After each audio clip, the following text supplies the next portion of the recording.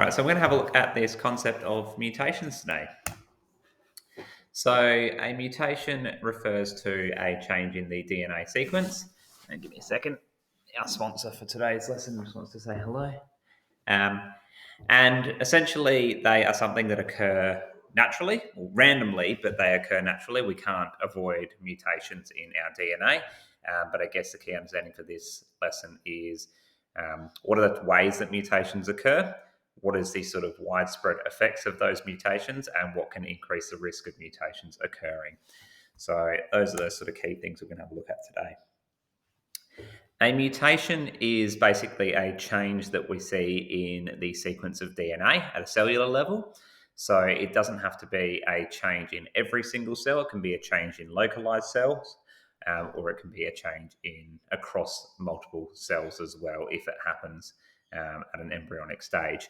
So what happens is you will get a change in one of the nucleotides, and so you'll get a different base sequence. And because we know that nucleotide sequences or DNA sequences lead to codes for proteins, we know that that can have an impact on the way that that protein's structure or its function is. So, like I said, they are a change in the sequence. They occur whether we like them or not. They're actually, some can be really beneficial, and they can be key reasons why we get processes like evolution and natural selection, because a mutation can produce a favorable characteristic. But they also can be unfavorable as well. And so our body has ways that we can try and get rid of undesirable mutations by a whole variety of processes like programmed cell death and other things like that. But essentially, you have to know that we cannot avoid mutations happening. And so when do they actually occur? So they occur at sort of three main points. So when we're replicating DNA, is basically the big one, is when we're actually creating new sequences of DNA. So replicating it during interphase, during mitosis or meiosis. What happens is we might get misreads. And so because we've got strands that have been exposed that are going to synthesize new strands, when we get misreads, we can have sort of misprints where we might have a base being put in the wrong spot or just a whole misread of code. We can have it during processes of meiosis when we're actually looking at creating cellular division for sex cells, and that's during when chromosomes are not separating effectively. And we can also have it happen when we have damage from mutagens, so things that happen either in the environment or what we're exposed to chemically. And so when we look at DNA replication as a key process, what happens is we know DNA polymerase helps to replicate DNA strands. So it helps one strand, one set of strands separate, and then we can build two new subsequent strands. And so DNA polymerase will do that by adding or synthesizing up to about 1,000 bases per second. So a very, very quick process. So we're getting that assembly of new strands. What happens is we get misreads, and it doesn't happen very often. We say less than about one error every 10 million nucleotides that are added when we're creating that whole new sequence. Overall, though, our body has a lot of different mechanisms that we use to control or prevent that from occurring, which we'll talk about more when we do the cell cycle and things like that in term 2. But that comes down to 1 every 10 to the power of 9. So that is a much, much, much smaller number in terms of how many mutations we see. What that looks like sort of realistically is every time we do a cellular division, we're probably going to see about 3 different changes. And so I guess that begs the question as to why is it that if we have 3 changes every single time our cells divide, why is it that we don't see widespread changes? And that can be because mutations might occur in the non-coding regions of DNA, so it won't affect any proteins, or the mutation will occur that has a small impact or no impact at all, where it substitutes or changes one of the bases so that the protein creation is still exactly the same as it would be, which we'll look at in a minute. And so what we talked about earlier last week was we talked about that there are three main types of mutations that occur. And these sort of go in their order of how much impact they would have on the individual or on the proteins that have been affected. So the first one we're going to have a look at is called a base substitution. And so that's basically like replacing a single letter or a single nucleotide with a new one. That is a type of point mutation, and that can lead to small scale but localized changes. So that change would only be observed at that particular protein, not larger scale. If we see the other type of point mutation occurring, which is a base insertion or deletion, that will definitely affect the whole protein because it will affect essentially more along that whole gene.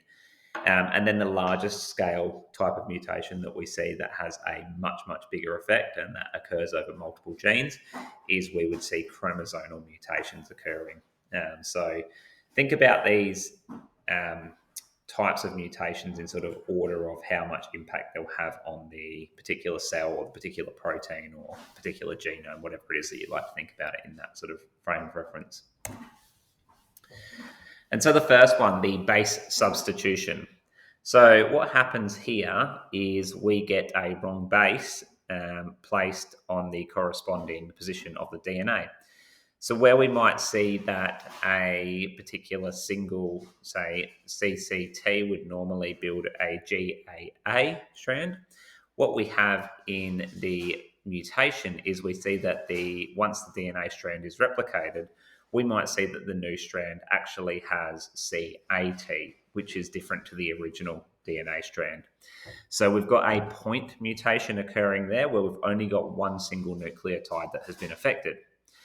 And so what that does is that can change just a single amino acid in the protein. And so if that occurs, what happens there is generally we get a change in the way that that protein functions because of the shape of that protein. So if your protein has a very specific shape, which is determined by the amino acid sequence, we know that if we change that sequence, the way that that protein will fold against itself and things like that will be impacted. But again, that's only localized to that particular amino acid. So it's quite a small scale change that we would observe there. And so I said just before that we can actually get mutations that don't have an impact at all. And that's proven through this particular diagram here. And so we can see that cysteine has a codon TGT. So in the top right-hand yellow box there, you can see that TGT will make CYS. That's the amino acid. If we had a point mutation or a substitution from the T base to a G, we would actually see that we would create a whole new amino acid. So instead of a TGT, we would see that it would be a TGG, producing a completely different amino acid. So that would affect how that protein functions because we would have TGG, which is the TRP amino acid that is produced. If, however, we get that base being substituted when it's mutated to a C, so when we go from TGT to TGC, you can still see that TGC codes for that cysteine amino acid as well. So that's the one just underneath the TGT in that diagram there.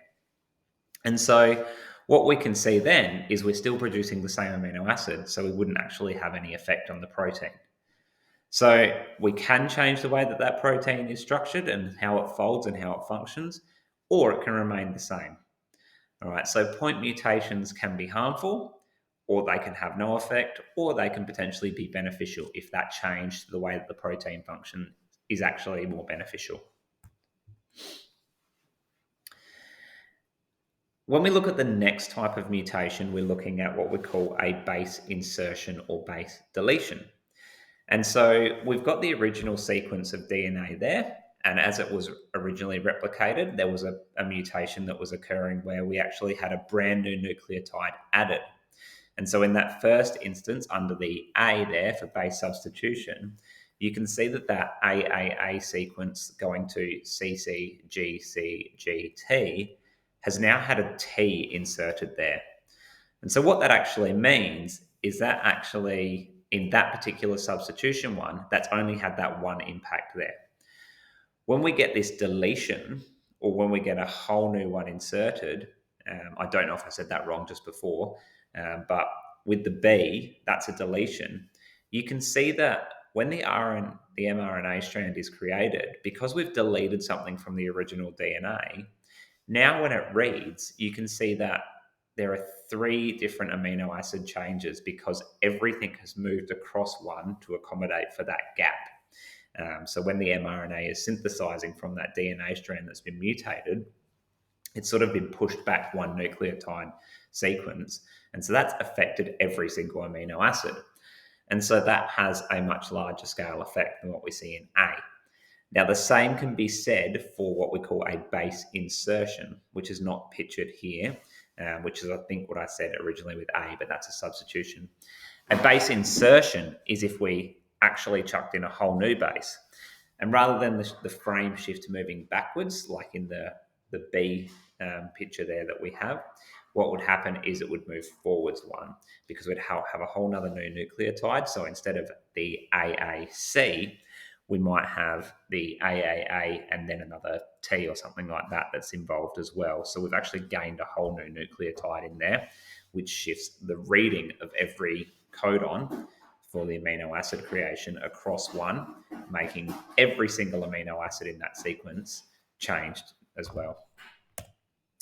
So, yeah, I guess the difference is in the base insertion or deletion, you have to think about when we add a new letter in, when we replicate DNA, when we read that as mRNA, we change every single amino acid that is going to be produced from that point where we've inserted or deleted a new sequence of one piece of DNA. So what that does is that generally will disrupt the way that that protein functions completely. And it's most likely going to be non-functioning. And I guess the way that you can think about this in the context of a practical that you've been doing recently, think about this in terms of the capacity for your enzyme to do its job if we alter its shape.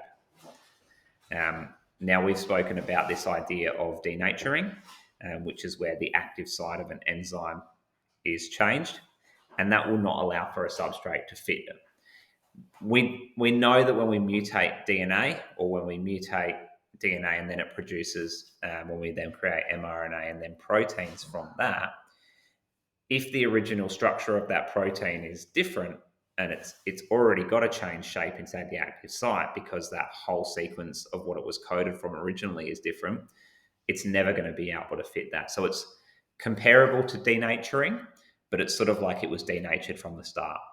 I guess we just don't say that it's denatured because it's not the same. Denaturing is that process that occurs from what was once a functional protein, whereas this is the production of a non-functional protein. And the last one, the chromosomal mutations. So these are ones that occur when we actually see cells dividing. So when cells are dividing, what happens is we get chromosomes replicating and then splitting apart. And we can get this occurring not in a nice and simple way. We can get it splitting apart not like that. We can get it splitting apart all weirdly and in the wrong way.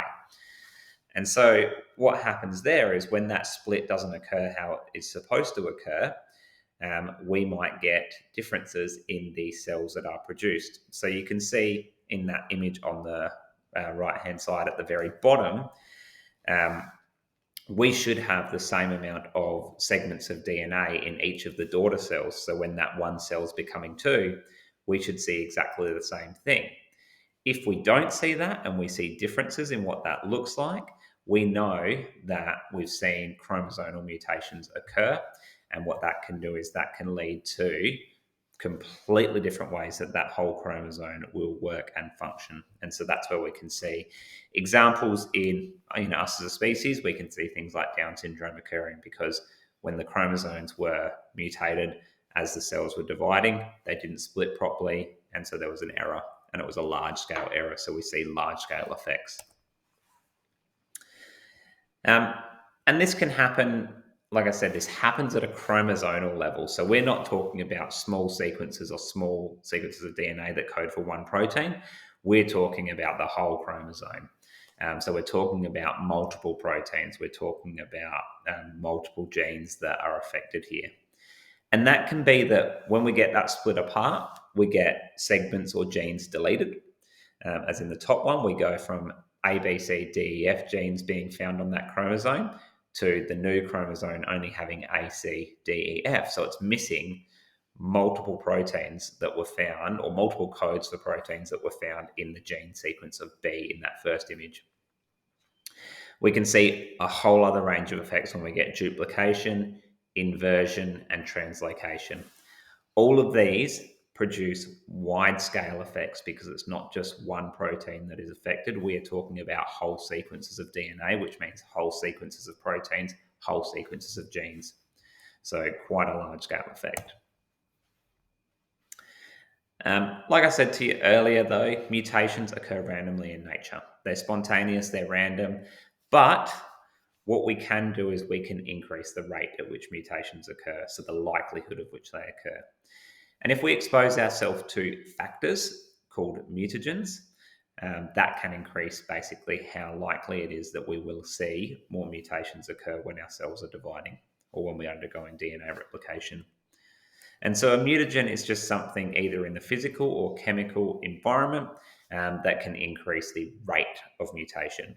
It's not to say that it will, it just says it increases the likelihood of a mutation occurring. With that idea of, we say that smoking causes cancer, it increases the likelihood of cancer is probably the more accurate way that we can describe that. But that's not how we sell that to consumers or anything like that. And so a mutagen is just something that's going to increase your likelihood of a mutation occurring. And here are some examples of that. So things like radiation, so things like being out in the sun too long or ongoing exposure to X-rays, things like exposure to mutagenic chemicals, such as like examples of that are cigarette smoke, but we call them mutagenic chemicals. Things like viruses that occur that can have impact on the way that our cells and our DNA within our cells are structured, or high temperatures as well. And so all of those things can increase that likelihood of us having a mutation occur when cells are dividing. And here's just a graphic that illustrates that as well.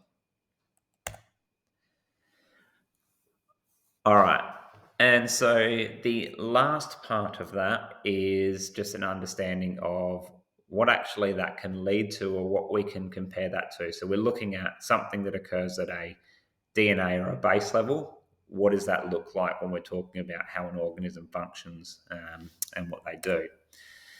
And so what we know is that if mutations occur in non-sex cells, so we call them somatic cells, basically that confines it to the person and not to their potential offspring. So say we develop cancer from an ongoing exposure to UV radiation and things like that. Basically, we increase our risk of developing cancer, and we do develop cancer. If we say we get a melanoma or something like that, that only affects the individual. It's not genetic, it's not passed on because it's not found in our germ cells or our germline cells, so not in our sex cells. So yes, that will spread throughout your body, but it will not be found in your germline cells. And the only reason it does spread through your body is because one cell that has a mutation in it, so say I get a melanoma there because I've had a random mutation, as that grows and divides, because that's what cells do, that will get bigger and that will spread and that will spread, and it can release chemicals and things like that. Depending on what happens from as a result of that, that's where it spreads. When we talk about passing on mutations, we talk about that occurring at a germline stage. So that's occurring in your sperm or your egg cells, and that's when we can pass those on to offspring. All right, so that's when we can pass on diseases that we may possess and things like that to our offspring. That will only occur if the mutation is found in our sex cells, so the sperm or egg cells. All right. So looking at an example of what this can look like, sickle cell anemia is I think we said it was a point mutation that occurs on chromosome 11 in terms of the hemoglobin protein. One base change, so this is a substitution. One base change changes the amino acid from the GLU to the VAL. And what that does is that changes the way that the hemoglobin protein will fold. And because that has occurred at a germline level, every single cell will have the sickle cell protein. So because it's occurred at a germline level, someone with sickle cell anemia, every time they recreate blood cells, they will have that point mutation occurring because every single cell has essentially got that defective amino acid sequence. And so what that does is that doesn't allow for, when they produce hemoglobin, to be able to carry oxygen at the red blood cell as effectively. And so the consequences of that is that they may have respiratory issues as well. When they take a deep breath in, it's not going to be as efficient as someone without that. All right. You can read on about this, you can make some notes about that. But again, like we just spoke about, it's a change in the amino acid sequence, so that primary level structure of the protein. All right. It's observed at the tertiary and quaternary level where the fold of that protein is different, so therefore the function of it is different. The second one is cystic fibrosis, which we have a look at here. And so here we're seeing mutations that occur where, again, we're seeing basically a single mutation and a deletion of the 508 amino acid. And so what happens there is, because we've got a deletion in that amino acid, that changes the way that whole protein functions. And so, therefore, in cystic fibrosis, people with that disease have a trouble regulating how salt moves in and out of their cells. And when you can't control how salt moves in and out of your cells, that will then impact how water can move in and out of your cells because of osmosis going to places where there is a lower concentration of water. So in normal healthy people, we regulate intake and output of salt to help regulate intake and output of water, amongst other things. In people with cystic fibrosis, they can't do that. All right, because they don't have that capacity, because that whole protein just doesn't function in the same way, it won't take up its position in the membrane. It won't then allow for salt to move in and move out effectively. What we see is that there is a whole bunch of flow-on effects, and it's a massive list of all of the consequences of that incapacity to move salt in and out of your cells effectively. Cystic fibrosis is a lifelong condition that people live with, and it's horrendous. And what I would recommend that you do, not just for the video that you saw just before here, I would look at that one, and on the original presentation on Teams, there's 2 or 3 other videos as well that I would highly recommend that you watch. But yeah, to conclude, there are 3 types of mutations that we have a look at. There is the 2 types of point mutations: a substitution, which is a replacement, or an insertion or deletion, which causes a whole frame shift. And then we see a much bigger one in terms of chromosomal mutations that occur across whole genes and whole chromosomes. And so point mutations are generally the least impactful, not to say that they're not impactful, but the least impactful. And those being the substitutions. When we see the larger scale ones that impact multiple amino acids, so in the insertions and deletions, more impactful, leads to non-functional proteins at all. And then we see gene ones, just complete change in the way that organisms might be able to function. All right, thank you.